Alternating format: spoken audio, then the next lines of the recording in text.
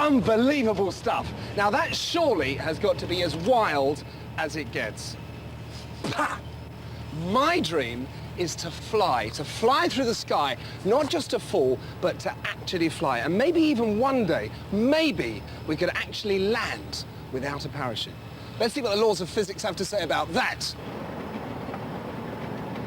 Now, if we're going to demonstrate the physics of falling, first we need someone who's prepared to fall.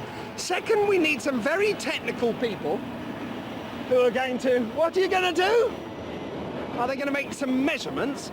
And thirdly, we need to stop, which is in the camera.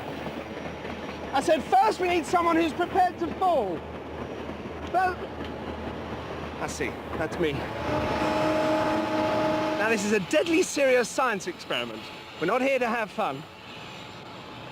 Let's see how fast we can go.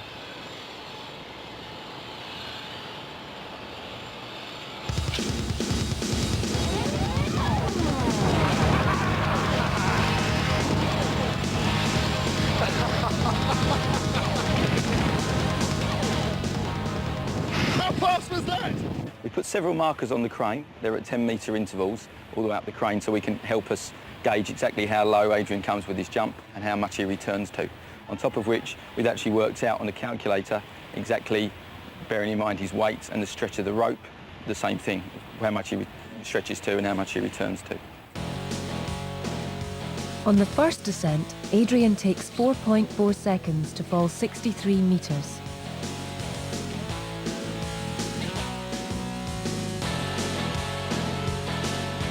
On the second descent, he takes 4.7 seconds to fall 40 metres.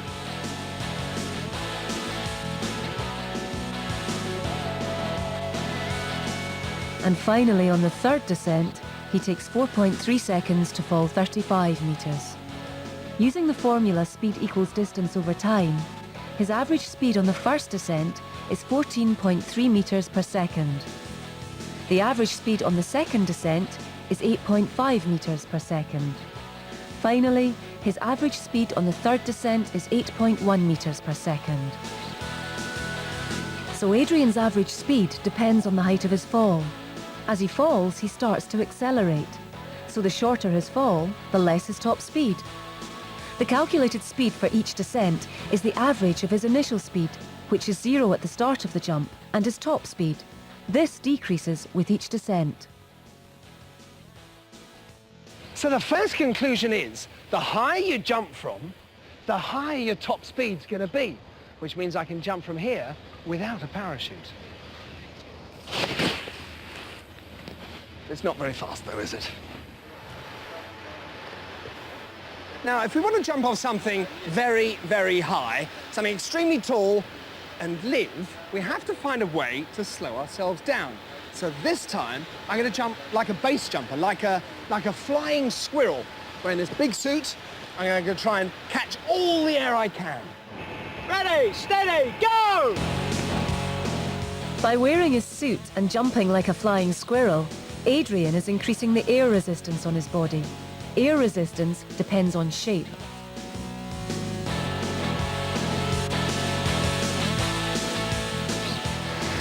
As I was coming off the top, I didn't get the rush of air coming past me quite as much. It felt much slower. Let's see what our technical experts think of that.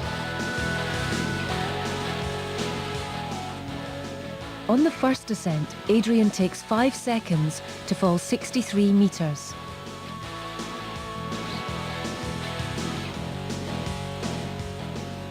On the second descent, he takes 4.8 seconds to fall 35 metres.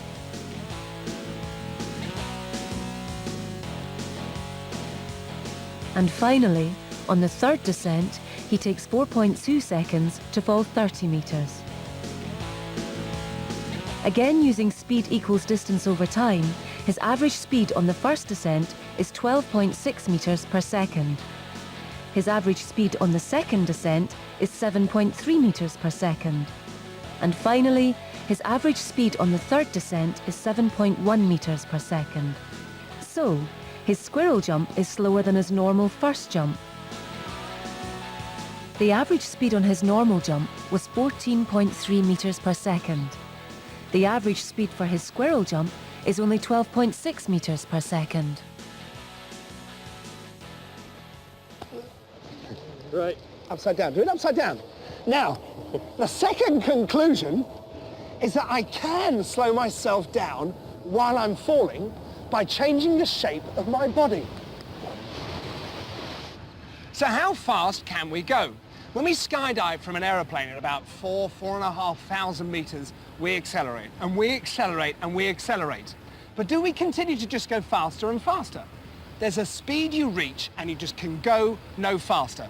That's terminal velocity. For a skydiver flying flat like this on his belly, that's about 120 something miles an hour. But we want to go faster than that. If we can clean up the shape, if we can make ourselves more aerodynamic, like a big flying wing, like a sort of a human jet fighter, we can go faster. We can go faster than 200 miles an hour. We can go faster than 300 miles an hour. We can average 340 miles an hour just from 4,500 meters. That's my terminal velocity.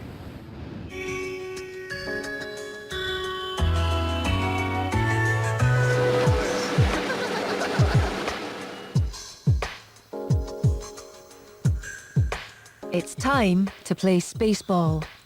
The ball accelerates until it reaches its terminal or maximum velocity. But Adrian soon catches up with it, meaning that his terminal velocity is faster. But that's not the end of the story. The only way to play Spaceball is by being able to alter your terminal velocity. Sometimes Adrian and his friends fall faster than the ball, and sometimes they fall slower. The ball can't change its terminal velocity because it can't change shape, but humans can change their terminal velocity by changing their body shape.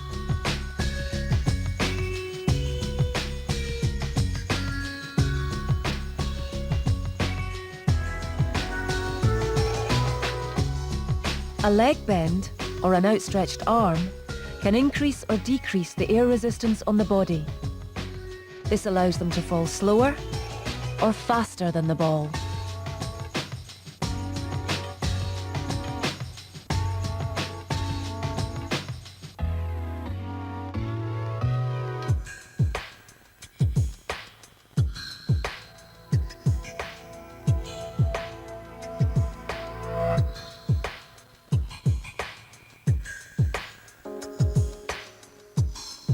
But terminal velocities well in excess of 100 miles per hour are definitely too fast for a safe landing.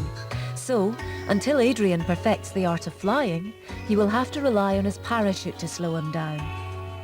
Parachutes dramatically increase air resistance, creating a big upward force to slow him down for a safe landing.